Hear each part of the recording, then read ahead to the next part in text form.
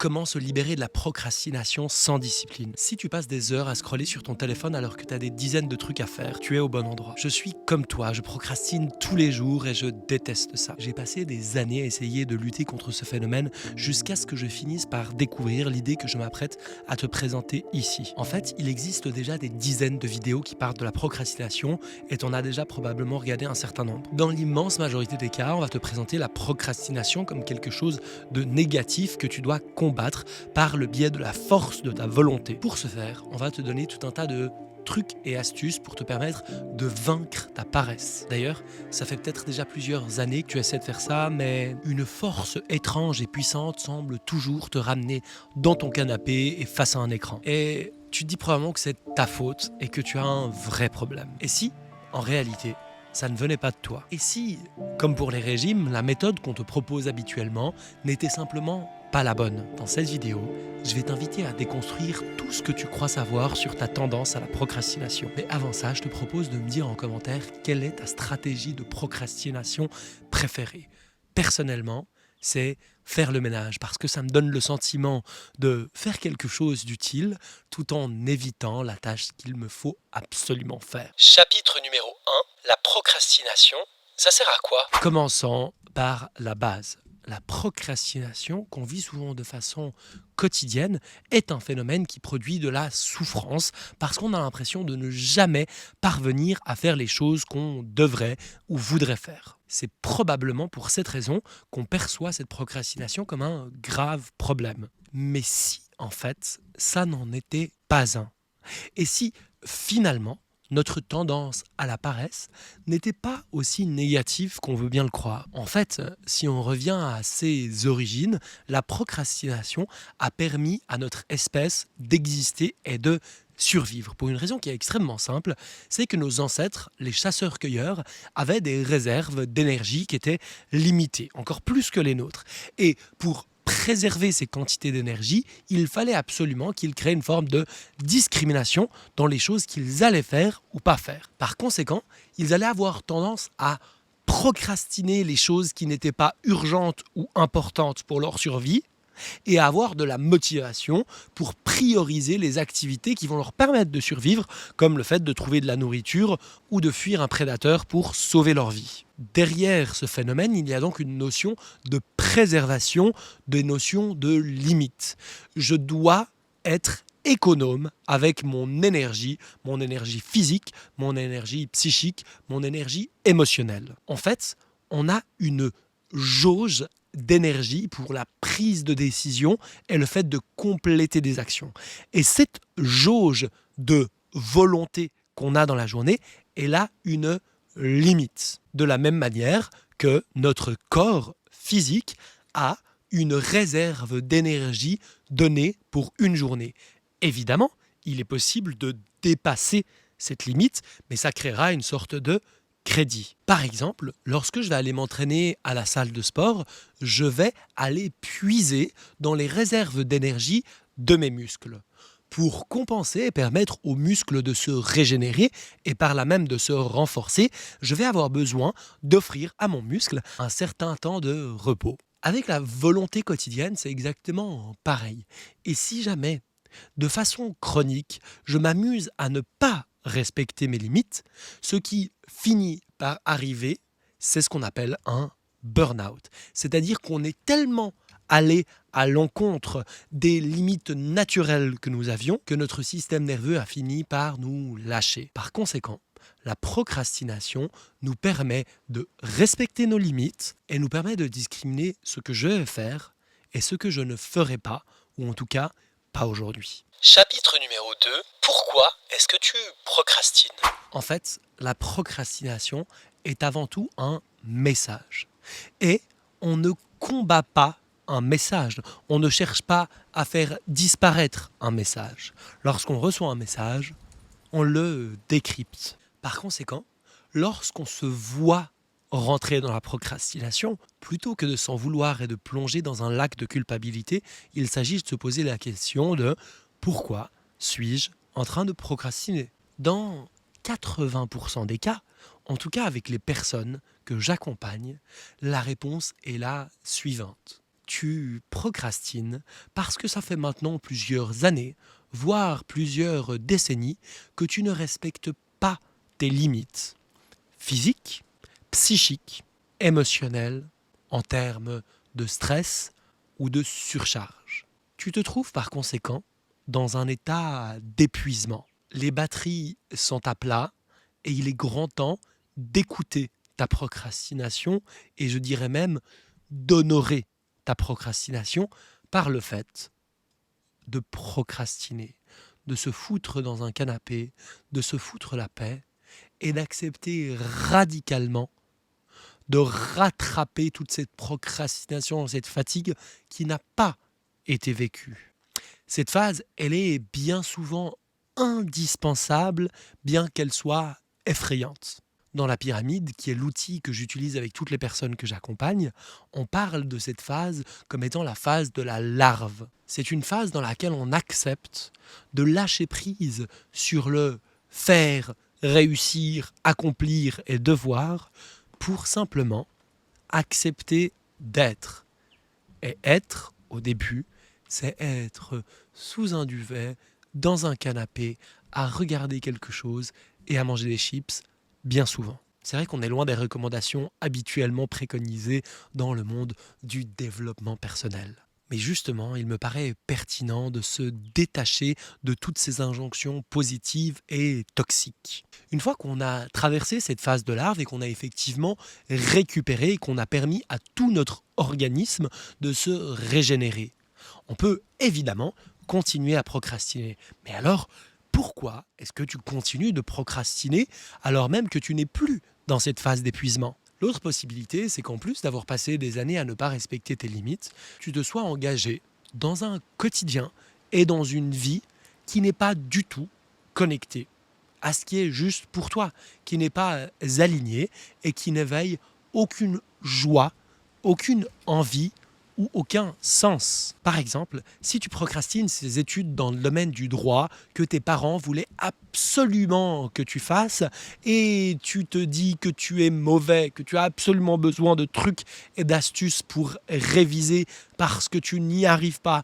c'est laborieux, bien peut-être que le problème n'est pas la procrastination, peut-être que la procrastination est simplement là en train de te dire que ces études ne sont pas faites pour toi. Peut-être que ce n'est pas le métier ou l'activité qui sera la plus pertinente pour toi. Par conséquent, ta procrastination te rend efficace puisqu'elle va potentiellement te permettre d'économiser un certain nombre d'années de vie que tu aurais normalement consacrées à ces études si tu acceptes de lire le message de cette procrastination. Pour cette raison, il est important de se demander régulièrement: est-ce que je fais bien de procrastiner ce que je suis en train de procrastiner ? Et parfois, la réponse est oui. Un certain nombre de choses méritent d'être procrastinées. Maintenant, il se peut aussi que tu ne sois plus ou pas dans une situation d'épuisement et que ce que tu as à faire fasse du sens et juste aligné avec tes choix, mais que malgré cela, tu n'arrives pas à passer à l'action. Pourquoi ? Eh bien peut-être que ça vient de parler de ton environnement. Peut-être que ton environnement social, matériel, émotionnel n'est simplement pas un environnement qui permette aux compétences que tu as besoin de développer d'émerger. Par exemple, si tu veux développer une activité artistique, mais que tu es entouré d'un environnement qui coupe toute possibilité de créativité, probablement que la procrastination risque de se profiler pour t'indiquer qu'il serait peut-être temps de changer ou de faire évoluer ton environnement. Chapitre 3, le piège de la culpabilité. En fait, le gros problème avec la méthode qu'on nous propose aujourd'hui, c'est qu'elle nous emmène droit dans un cercle vicieux. On nous dit que la procrastination est mauvaise et qu'il faut la combattre. Par conséquent, à chaque fois qu'on ressent et qu'on vit de la procrastination, et on a vu tout à l'heure que c'était quelque chose de tout à fait normal et de tout à fait naturel, alors on va pathologiser ce phénomène naturel et se dire que vraiment c'est mal, c'est mauvais, qu'on est un cas désespéré. Évidemment, ce type de dialogue interne va avoir un impact sur notre estime de soi. Plus on se répète que procrastiner c'est mal, mais qu'on continue de procrastiner et que du coup on est une mauvaise personne, plus on se sent mal, plus on procrastine. En fait, bien souvent, les personnes que j'accompagne croient que leur non-productivité ou leur incapacité à passer à l'action est due à la procrastination. En réalité, la procrastination n'est souvent pas le problème. Le problème, ce qui entrave le passage à l'action, c'est ce dialogue interne, négatif, violent, maltraitant que l'on s'inflige au quotidien. Le plus je passe de temps à me dire je suis nul, je suis mauvais parce que j'arrive pas à faire les choses, le plus ça prend de la place et le plus ça a un impact émotionnel et donc énergétique. À force d'avoir ce type de pensée, on construit un certain nombre de croyances vis-à-vis de soi-même, du genre je ne suis pas capable de faire les choses ou ce que j'ai l'habitude d'entendre, je ne suis pas capable de finir les choses.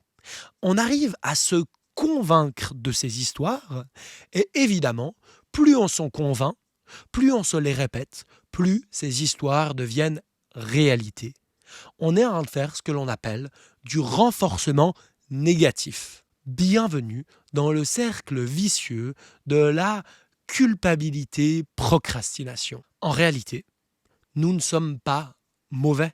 Nous sommes simplement face à une erreur de jugement puisque l'on prend quelque chose de naturel comme les crises de boulimie ou d'hyperphagie et on va les pathologiser pour nous faire croire ou nous convaincre qu'il y aurait quelque chose de faux ou de mauvais. À partir du moment où on est d'accord de changer de perspective et de voir que la procrastination comme les compulsions alimentaires sont simplement l'expression, le message qui vient nous parler d'un déséquilibre, plus profond, alors on sort du jugement et on ouvre la porte à une potentielle libération. Chapitre 4. Que faire ? Pour se libérer de la procrastination, il y a exactement 3 étapes. La toute première, c'est l'autorisation radicale et inconditionnelle de procrastiner. Tant que tu ne te donnes pas l'autorisation radicale de procrastiner, alors tu ne pourras jamais passer à l'action radicalement. Alors tu ne pourras jamais véritablement passer à l'action. Pourquoi ? Tant que je n'ai pas radicalement l'autorisation de procrastiner, je ne suis pas ou je ne me positionne pas dans une position de responsabilité. C'est-à-dire que je subis les autres. Je subis ma to-do list. Je subis les tâches que j'ai à faire. Et lorsque je suis dans une position de victime qui subit sa to-do list, vous comprenez bien que tout passage à l'action devient très compliqué. La première étape est donc de se dire « j'ai le droit radicalement de ne pas faire les choses. J'ai le droit radicalement, ce matin, de ne pas sortir de mon lit et de ne rien faire d'autre que de regarder une série. J'ai le droit. Et parfois, c'est ce que je ferai. Mais d'autres fois, je pourrais me dire « j'ai le droit de rester au lit et de ne rien faire. » Mais il y a des choses, pour moi, qui font du sens ou qui éveillent la joie ou l'envie de passer à l'action. Et par conséquent, même si j'ai le droit de procrastiner, je fais le choix. C'est-à-dire que je deviens responsable, je décide, je suis puissant et je décide que je vais faire les choses. Par exemple, j'aurais pu rester dans mon canapé à scroller sur Instagram, mais j'ai pris la décision de me mettre face à vous et d'enregistrer cette vidéo. Non pas parce que je dois la faire et que je suis obligé, mais parce que j'ai envie de faire grandir cette chaîne YouTube et que j'ai envie de transmettre ces quelques clés et d'échanger avec vous. Pour une déclaration d'impôt, peut-être que ça ne réveille pas de joie ou d'enthousiasme particulièrement. Par contre, je sais que si je ne fais pas ma déclaration d'impôt, je risque d'avoir des problèmes. Et puisque j'ai envie de m'offrir le fait de ne pas subir ces problèmes, alors je décide de me lever et de me libérer de cette charge mentale qu'est la déclaration d'impôt. La deuxième étape, après m'être radicalement autorisé à procrastiner, en acceptant que c'est quelque chose de tout à fait normal et même de bien, il va s'agir de donner du sens aux choses que j'ai à faire ou que je veux faire, ou alors de les éliminer. C'est très simple. Il y a 2 boîtes. Une boîte des choses qui ont du sens et une autre des choses qui n'en ont pas. Et il va me falloir faire le tri. Est-ce que ça fait du sens de remplir ce devoir ? Peut-être que oui. Ou peut-être que non. Tout ce qui va dans le non, on l'élimine. Tout ce qui va dans le oui, alors, on va pouvoir passer à l'action beaucoup plus facilement puisqu'on l'a relié à un sens qui est plus grand. 3e étape. Une fois qu'on a l'autorisation et le sens, reste qu'on a cette jauge de volonté dans la journée. Et il y a une chose qui est tout à fait vraie, qui est que cette jauge, on peut l'entraîner pour la renforcer et l'agrandir. De la même manière que plus je vais à la musculation, plus mes muscles se renforcent et deviennent forts et puissants, même s'ils auront toujours une limite, eh bien ma volonté est quelque chose qui peut s'entraîner. Mais il s'agit de l'entraîner en respectant le cycle entraînement-repos, c'est-à-dire volonté, repos, qu'on pourrait qualifier de procrastination. Donc je vais entraîner ma jauge pour qu'elle devienne plus puissante. Comment est-ce que je fais pour entraîner ma jauge ? Si je viens de passer plusieurs semaines ou plusieurs mois dans un état dans lequel j'ai été incapable de faire quoi que ce soit de mes journées. Souvent, ou parfois, il m'arrive d'accompagner des personnes qui sont vraiment dans une situation où tout passage à l'action est extrêmement difficile ou compliqué. Le simple fait de faire son lit ou de ranger une pièce, de nettoyer une pièce, représente un vrai challenge. Lorsqu'on est dans cette situation, plutôt que de culpabiliser, de se dire que vraiment on est une terrible personne parce que c'est horrible, il s'agit de s'entraîner à augmenter notre capacité à passer à l'action. Comment ? Par le fait de découper. Découper et encore découper.